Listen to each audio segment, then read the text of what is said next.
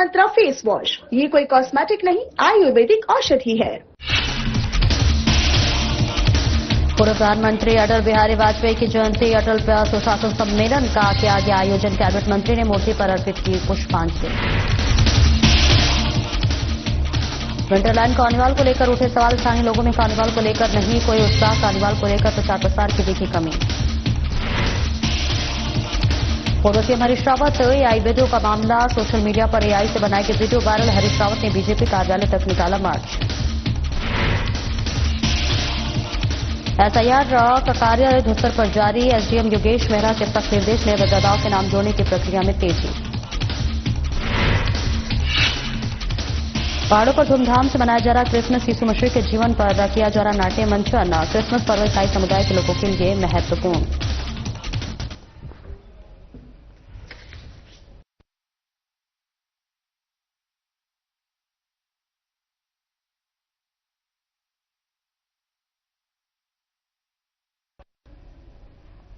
नमस्कार, स्वागत है आपका। मैं हूं आपके साथ सपना दीपक मदेशिया। बुलेटिन का आगाज करेंगे। मुख्यमंत्री पुष्कर सिंह धामी के नेतृत्व में एक अच्छी पहल की गई है, जहां सीएम धामी ने ग्रामीण गढ़वाल समग्र स्वास्थ्य सेवा परियोजना का शुभारंभ किया है और मोबाइल मेडिकल यूनिट वाहनों का फ्लैग ऑफ किया। ग्रामीण गढ़वाल समग्र स्वास्थ्य सेवा परियोजना के अंतर्गत किया flag of. Graphic era institute of medical sciences एवं हॉस्पिटल ने सीएम की प्रेरणा से शुरू की परियोजना। जनता भौगोलिक और आर्थिक कारणों से स्वास्थ्य सेवाओं से नहीं रहेगी वंचित। दूरस्थ गांव तक समय और गुणवत्तापूर्ण चिकित्सा सुविधा पहुंचाना होगा आसान। ग्रामीण क्षेत्र में स्वास्थ्य सुविधा, निःशुल्क जांच, परामर्श और दवाओं की होगी उपलब्धता। परियोजना का प्रथम चरण जनपद चमोली और टिहरी गढ़वाल में किया शुरू। सुसज्जित मोबाइल मेडिकल यूनिट तैनात। सामान्य चिकित्सा 29 से अधिक निःशुल्क पैथोलॉजी जांच, दवा, नेत्र जांच, स्वास्थ्य परामर्श और रेफरल सेवाएं होंगी प्रदान। हर मोबाइल यूनिट में डॉक्टर रहेंगे मौजूद। गांव, कस्बों, स्कूलों और बाजारों में चिकित्सा सेवा कराएंगे उपलब्ध। जनपदों के अधिकारियों में से रखा जाएगा सामंजस्य। ग्राफिक एरा के चेयरमैन कमल घनसाला रहे उपस्थित।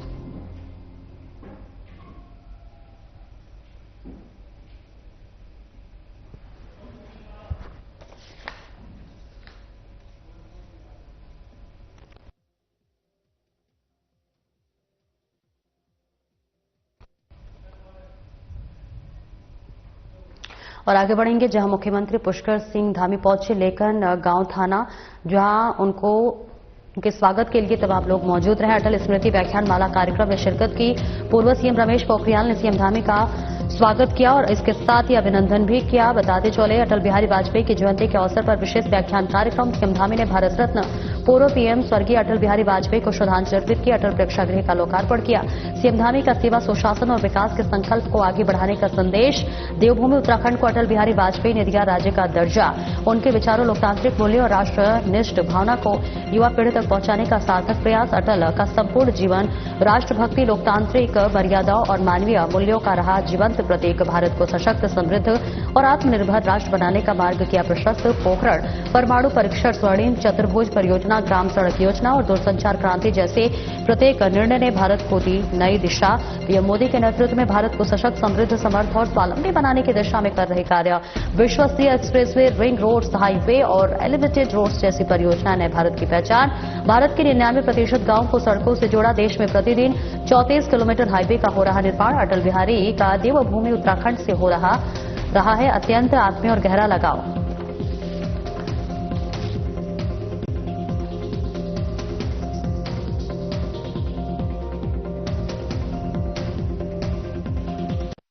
व्याख्यान माला के माध्यम से अटल जी के जो कालजयी विचार हैं, लोकतांत्रिक मूल्य हैं, राष्ट्रीय भावना, उनको युवा पीढ़ी तक पहुंचाने का बहुत सार्थक प्रयास किया जाएगा। इसके साथ ही इस व्याख्यान माला में उनके व्यक्तित्व पर, उनके कृतित्व पर, उनकी दूरदर्शिता पर और उनकी तीव्र जो निर्णय लेने की क्षमता थी और उसके समकालीन जो भी संदर्भ थे, उनको प्रस्तुत करके हमारे नई पीढ़ी को, नवोदित, उदयमान, जिनको देश के विभिन्न विभिन्न क्षेत्रों में जाना है, विभिन्न विभिन्न दायित्वों, उत्तरदायित्वों का निर्वहन करना है, उन सभी को राष्ट्र भावना, राष्ट्र सेवा के पथ पर अग्रसर करने का कार्य भी किया जाएगा। और इस विशिष्ट कार्यक्रम की परिकल्पना और श्रद्धेय अटल जी के व्यक्तित्व और विचारों पर मुझे भी आप सबके बीच में, चूंकि आज ऐसा संजोग पड़ गया कि उसी समय जो समय यहां दिया हुआ था उसी समय पर आज जो सांसद खेल महोत्सव था वो उसके कार्यक्रम में भी हम सब लोगों को आज प्रधानमंत्री जी के साथ जुड़ना था। एक ही समय हो गया और मैं बड़ा असमंजस में था। फिर चूंकि जो हमसे बड़े होते हैं, हमसे ज्यादा जिनका अनुभव होता है, तो वो सब रास्ता निकाल लेते हैं और निशंक जी ने उसका रास्ता निकाल लिया। उन्होंने कहा कि जो है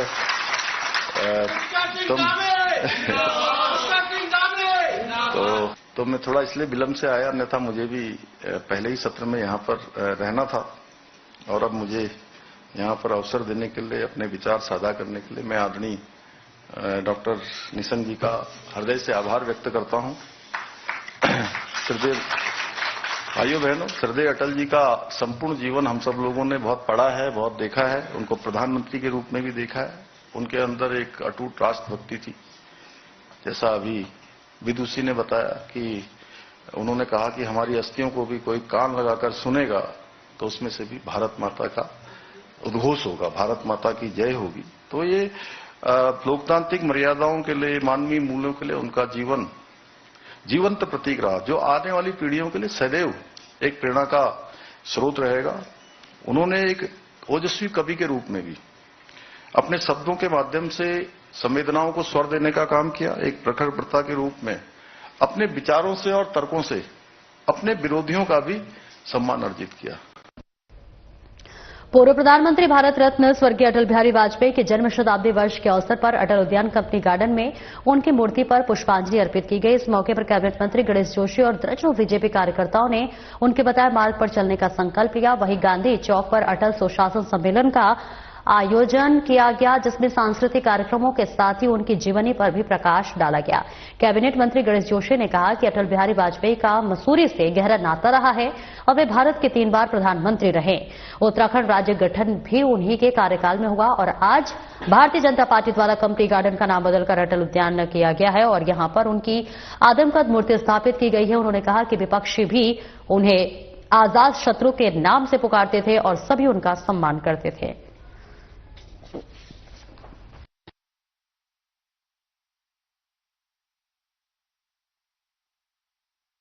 राष्ट्रीय राजनीति में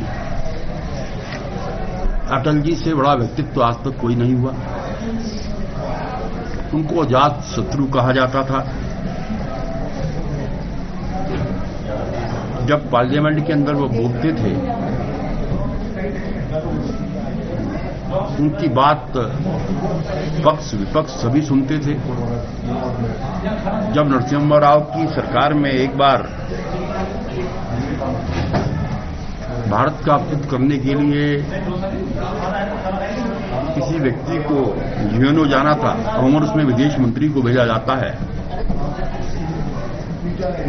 नरसिम्हा राव जी ने भारत का हित करने के लिए वाजपेयी जी को भेजा और यूएनओ के अंदर उन्हें हिंदी के अंदर अपना भाषण दिया। वो भारतीय जनसंघ और भारतीय जनता पार्टी के संस्थापक सदस्यों में एक थे, जिनको मरणोपरांत वो 3 बार भारत के प्रधानमंत्री रहे, जिनको मरणोपरांत सर्वोच्च सम्मान भारत रत्न से सम्मानित किया गया। और मसूरी से उनका विशेष लगाव था। अक्सर वो मसूरी आते थे और इस राज्य के निर्माण में उनका अहम रोल है। मैं दावे के साथ कह सकता हूं कि वाजपेयी जी अगर प्रधानमंत्री नहीं होते तो राज्य बनने वाला नहीं था। 24 दलों के गठबंधन की सरकार थी और कई दल उसमें नहीं चाहते थे कि ये राज्य बने। फिर उनका राजनीतिक चातुर्य था, उन्होंने सबको समझाया और इस राज्य का निर्माण किया जो आज 25 साल का हो गया है। हम जयंती वर्ष को यहां पर मना रहे हैं। हमने उनकी यादों को जिंदा रखने के लिए इस कंपनी गार्डन का नाम अटल उद्यान रखा और एक विशाल उनकी आदमकद मूर्ति हमने यहां पर लगाई है और आज इस अवसर पर उनको नमन करने, प्रणाम करने भारतीय जनता पार्टी के सभी कार्यकर्ता यहां पर आए। नगर पालिका परिषद मसूरी और स्थानीय प्रशासन द्वारा 24 दिसंबर से 29 दिसंबर तक आयोजित होने वाले विंटरलैंड कार्निवाल को लेकर पूर्व पालिका अध्यक्ष और सभासदों के साथ ही स्थानीय लोगों ने भी सवाल खड़े करने शुरू कर दिए हैं। स्थानीय जनप्रतिनिधियों का आरोप है कि विंटर कार्निवाल से पूर्व सर्वदलीय बैठक आयोजित की जाती थी, जिसमें सामाजिक संस्थाओं और स्थानीय लोगों के साथ विचार विमर्श करने के बाद इसे प्रारूप दिया जाता था, लेकिन इस बार विंटर कार्निवाल फीका नजर आ रहा है और ऐसे में ना तो पर्यटक और न ही स्थानीय लोगों में कार्निवल को लेकर कोई उत्साह नजर आ रहा है। नगर पालिका के पूर्व अध्यक्ष मनमोहन सिंह मल्ल ने कहा कि 16 जून 2013 को आई भीषण आपदा के बाद उत्तराखंड का पर्यटन व्यवसाय पूरी तरह से चौपट हो गया था। मसूरी और नैनीताल में पर्यटकों की संख्या में भारी गिरावट आ गई थी, जिसके बाद विंटरलैंड करने वालों की शुरुआत की गई है, जिसे दिव्य और भव्य बनाया जाता था, लेकिन इस बार विंटरलैंड कार्निवाल मात्र खानापूर्ति बनकर रह गई है। शहर कांग्रेस अध्यक्ष अमित गुप्ता ने कहा कि विंटर कार्निवाल से पहले देश के प्रमुख शहरों में इसको लेकर प्रचार प्रसार और पत्रकार वार्ता आयोजित की जाती थी ताकि पर्यटकों को इसकी जानकारी मिल सके, लेकिन इस बार प्रचार प्रसार की कमी साफ तौर पर दिख रही है। वरिष्ठ कांग्रेस नेता उपेंद्र थापली ने बताया कि विंटर कार्निवाल को लेकर किसी भी जन प्रतिनिधि सामाजिक संगठनों को निमंत्रण पत्र नहीं दिया गया है। शासन प्रशासन को सभी लोगों का सहयोग और सुझाव लेकर ऐसे कार्यक्रम आयोजित करने चाहिए।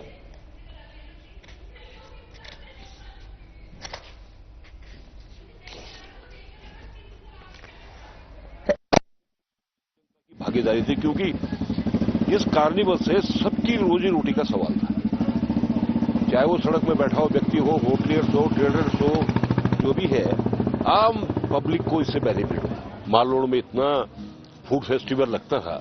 मैं कल रात जब 10 बजे देहरादून से आया तो देखा वहां 8, 10, 12 लगा रखे हैं। वो कार्निवल, विंटरलैंड कार्निवल जो हमने शुरुआत की थी, हमने सभी दलों को बुलाया, traders, hotel association, Bhajpa, Congress और दल के भी थे, प्रेस का।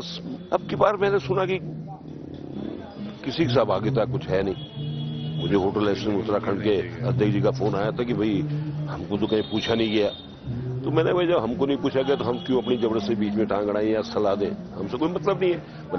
मुझे सिर्फ खानापूर्ति के नाम पर विंटर कार्निवल होता हुआ दिख रहा है। मैंने वो विंटर कार्निवल भी देखा है जब इसकी शुरुआत हुई थी और पालिका अध्यक्ष मनमोहन सिंह मल्ल थे, और उस विंटर कार्निवल को करने के लिए दिल्ली, बंबई, कलकत्ता ऐसे ऐसे मुख्य स्थलों पर प्रेस कॉन्फ्रेंस की गई और टूरिस्टों को आकर्षित करने के लिए कम से कम 3 महीने पहले से इसका प्रचार प्रसार हुआ। किसी भी मसूरी के जो स्थानीय राजनीतिक संगठन हो, चाहे सामाजिक संगठन हो, चाहे वो मसूरी में जो स्थानीय स्कूल हैं या मसूरी के जो स्थानीय नेता हैं, पूर्व हैं, पूर्व को अनुभव साझा नहीं किया जाता और ऐसे में आनंद फानन में कार्यक्रम किया जाता है। नहीं है सिर्फ लूट खसोट के अलावा हम उन्हें इको बैरियर से लेकर पार्किंग के से लेकर माल रोड बैरियर से लेकर हर जगह हमने उनसे पैसे लेने का काम हम कर रहे हैं। ना तो हम उन्हें पार्किंग देने का काम कर रहे हैं, ना हम उन्हें कोई समुचित कार्निवल में उसकी रौनक कुछ और होती थी। हर छोटे बड़े कलाकार को, हर छोटे बड़े आदमी को जो है उसका आमंत्रण होता था, निमंत्रण होता था, राजनीतिक पार्टी को होता था। लेकिन किसी को भी इस बार जो है इस तरह का कोई इन्विटेशन जो है इस सरकार की ओर से, इस नगर पालिका की ओर से नहीं मिला और ये भारतीय जनता पार्टी का अपना एक कार्यक्रम बनकर रह गया। सरकार के धन का दुरुपयोग जिस तरह से भी कर सकते हैं करेंगे, क्योंकि और जाएंगे देखेंगे तो पूछेंगे उनसे। तो यही मैं कहूंगा कि इनको जो है कोई मतलब जो है टूरिस्ट से नहीं है और ये सिर्फ अपने मस्ती में मस्त है। और मैं जो हमारी पालिका की अध्यक्षता है उनसे भी यही अनुरोध करूंगा कि जो गलतियां ये आज हो रही है इनको भविष्य में सुधारें। तो जितने भी पूर्व के मेंबर हो गए, पूर्व अध्यक्ष हो गए, शहर के जो है सीनियर सिटीजन हैं, कई गणमान्य व्यक्ति जो होते थे अलग अलग संस्थाओं के, सबको निमंत्रण कार्ड दिया जाता था। पर इस बार पहली बार हमने ये देखा इस बोर्ड में कि किसी भी पूर्व के मेंबर को या अध्यक्ष हो, किसी को कोई निमंत्रण पत्र नहीं दिया जा रहा है। और आगे बढ़ेंगे। हरिद्वार के रोशनाबाद खेल स्टेडियम में आयोजित सांसद खेल महोत्सव का आज समापन हो गया है। कार्यक्रम का शुभारंभ सांसद त्रिवेंद्र सिंह रावत और राज्यसभा सांसद कल्पना सैनी ने संयुक्त रूप से दीप प्रज्वलित कर किया। इस अवसर पर पीएम नरेंद्र मोदी का संसद खेल महोत्सव का वर्चुअल माध्यम से संबोधन सुना। सांसद त्रिवेंद्र सिंह रावत ने कहा कि पीएम नरेंद्र मोदी का स्पष्ट विजन है कि खेलों में जब अधिक से अधिक खिलाड़ी प्रतिभा करेंगे तभी नई और छिपी हुई प्रतिभाएं उभर कर सामने आएंगी और आज का ये आयोजन उसी विजन को धरातल पर उतारने का एक प्रयास है।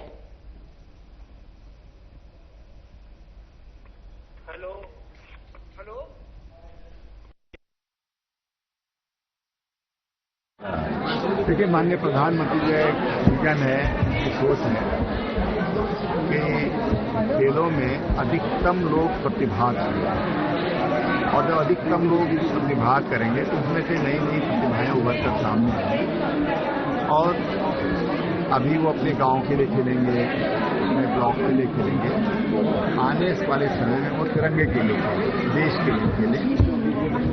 और ये तभी सफल हो सकता है जब हम आम आदमी को, आम खिलाड़ी को खेलने का मौका दें। इससे हमारी प्रतिभाओं का विकास भी होगा और प्रतिभाएं निखरेंगी।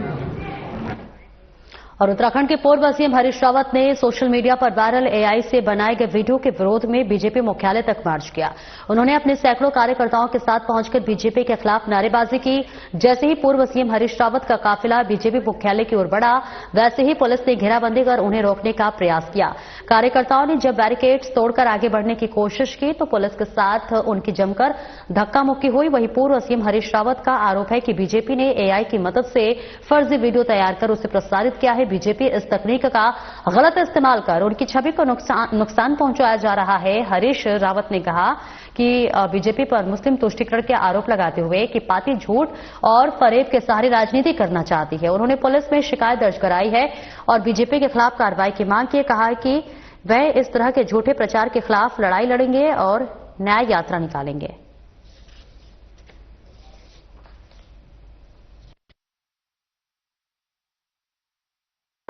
मेरी नजर में वो मेरे प्रति दुष्प्रचार करने, झूठ बोलने और मेरी पार्टी को क्षति पहुंचाने का दोषी, और उसके लिए आर्टिफिशियल इंटेलिजेंस का इस्तेमाल कर मेरा मैं आज यहाँ इसलिए आया हूँ, ये कहने के लिए आया हूँ कि भाजपा के दोस्तों, आपने और आपके छद्म प्लेटफॉर्म्स है अलग अलग, उनमें मुझको पाकिस्तानी जासूस दिखाया गया और उनके लिए जासूसी करते दिखाया गया, और उसके बाद गोली मारी गई, जिससे मेरे प्रति लोगों के मन में नफरत पैदा हो और हिंसा बढ़े, हिंसा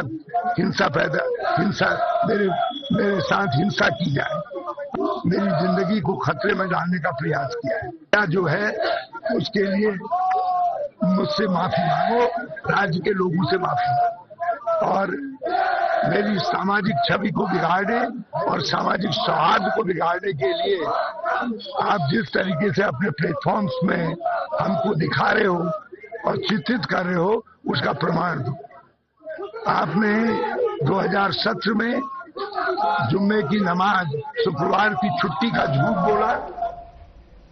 और एसडीएम योगेश मेहरा के सख्त निर्देशों के बाद ऋषिकेश विधानसभा क्षेत्र में एसआईआर का कार्य युद्ध स्तर पर जारी है। निर्वाचन प्रक्रिया को पारदर्शी और सटीक बनाने के लिए प्रशासन कोई कसर नहीं छोड़ रहा है। एसडीएम योगेश मेहरा ने स्पष्ट किया है कि क्षेत्र का कोई भी पात्र व्यक्ति मतदाता सूची से वंचित न रहे और आंकड़ों में पूरी सटीकता बनी रहे। इसी क्रम में बीएलओ घर घर जाकर सर्वे कर रहे हैं और रिपोर्ट तैयार करने में जुटे हैं। घर घर पर सत्यापन में मृत या फिर स्थानांतरित मतदाताओं के नाम हटाने और नए मतदाताओं के नाम जोड़ने की प्रक्रिया में तेजी आई है।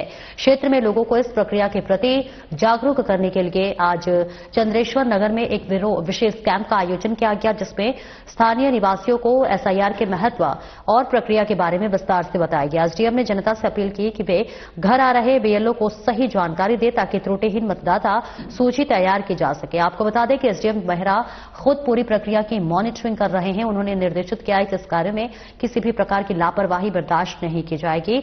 समयबद्ध तरीके से रिपोर्ट सबमिट करने के निर्देश जारी किए गए हैं।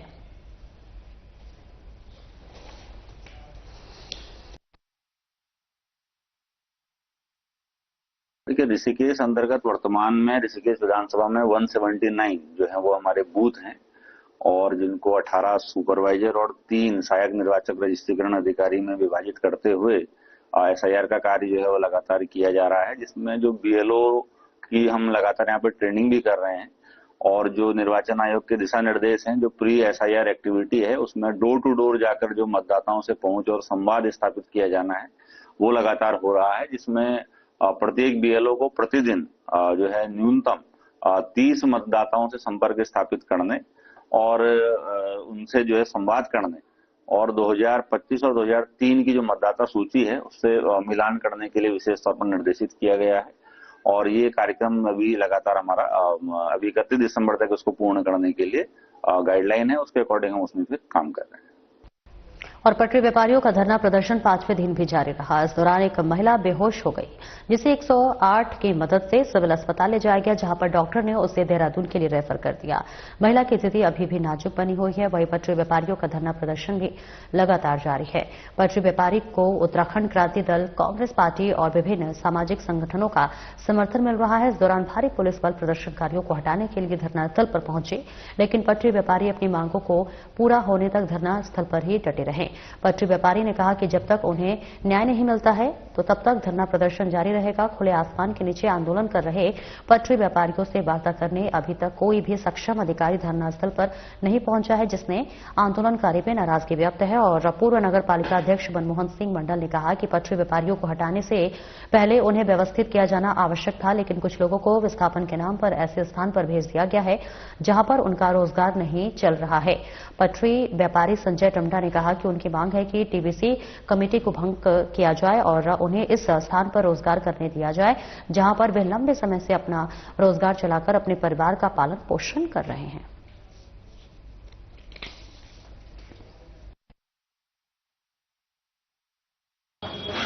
और जो पटरी व्यवसाय के साथ इन्होंने भेदभाव किया, जो वो कमेटी थी और कमेटी के साथ साथ जो है आपके एसडीएम मसूरी, जो कहां से उन्होंने सर्वे किया कि साहब 10,000 से ऊपर जिसकी इनकम होगी नहीं बैठ पाएगा और जिसकी 10,000 से नीचे होगी वो बैठ पाएगा। ये कौन सा क्राइटेरिया हुआ मेरे समझ में नहीं आया। पर चलो जो भी है, आपने एक सर्वे का 480 की लिस्ट निकाली, उसमें से आपने 87 या 90 उसमें आपने ये हमारी जो है 3-4 मांगे हैं, ज्यादा मांगे हमारी है नहीं। हमारी मांगे, पहली मांग ये है कि टीबीसी जो आपने गठित की है उसको तो आप पहले बहिष्कार करिए, उसको जो हटा दीजिए। नंबर 2, जो रोजगार आज आप मार रोड पे जो आपने बड़ी बड़ी वो लगा रखे, होल्डिंगें लगा रखे हैं, इतने बड़े बड़े स्टॉल लगा रखे हैं, क्या ये अतिक्रमण में नहीं आता है? अगर आपने वो लगा दिया था, इनको हटा दिया था, वो स्टॉल इन माँ बहनों को दे देते ना भाई, ये भी तो अपनी रोजी रोटी चला सकते थे। आप बाहर के लोगों को यहाँ रोजगार दे रहे और जो यहाँ के स्थानीय लोग हैं उनको आप रोजगार नहीं दे रहे। हमारे कहने के मतलब, जिन 80-85 लोगों को आपने चुन के वहां पे भेजा है, उन 80-85 लोगों को आपने उनके कागज चेक कर। पहाड़ों की रानी मसूरी में क्रिसमस का पर्व धूमधाम के साथ मनाया जा रहा है। इस दौरान सभी गिरजाघरों को सजाया गया है और सुबह से ही प्रार्थना और प्रभु यीशु मसीह के जीवन पर नाट्य मंचन किया जा रहा है। क्रिसमस का पर्व ईसाई समुदाय के लोगों के लिए महत्वपूर्ण पर्व माना जा रहा है। पूरे वर्ष भर इंतजार करने के बाद क्रिसमस के पर्व पर विभिन्न प्रकार के पकवान बनाए जाते हैं और घर घर जाकर एक दूसरे को क्रिसमस की बधाई दी जाती है। वहीं प्रभु यीशु मसीह के जीवन के बारे में विस्तृत रूप से जानकारी दी जाएगी। पर्यटन नगरी मसूरी में कई गिरजाघर स्थापित है, जहां पर विभिन्न कार्यक्रमों के साथ ही क्रिसमस के पर्व के लिए एक महापर्व से ही तैयारी शुरू कर दी जाती है।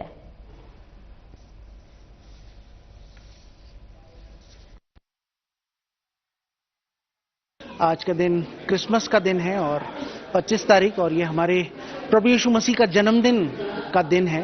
प्रभु यीशु मसीह ने जन्म लिया और उसकी खुशियां हम लोग मनाते हैं। वो इसलिए क्योंकि प्रभु यीशु मसीह ने पूरी मानव जाति को बचाने के लिए और टूटे हुए बिखरे हुए जीवनों को बचाने के लिए उनको उठाकर खड़ा किया, चंगाइयां दी, आशीष दी और प्यार बांटा, लोगों में मोहब्बत बांटी। आज का दिन खुशी का दिन है, मोहब्बत का दिन है, फेलोशिप का दिन है, एक दूसरे के साथ संगति करने का।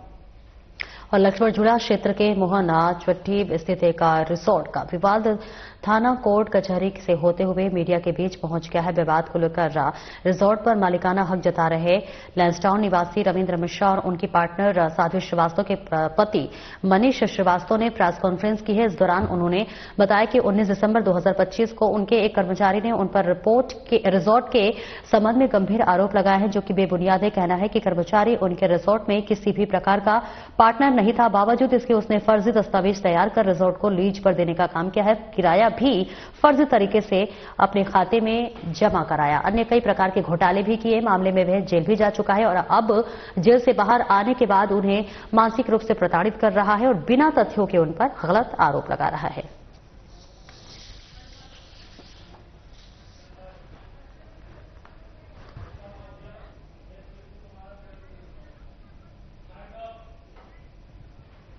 फिलहाल इस बुलेटिन में इतना ही। नमस्कार।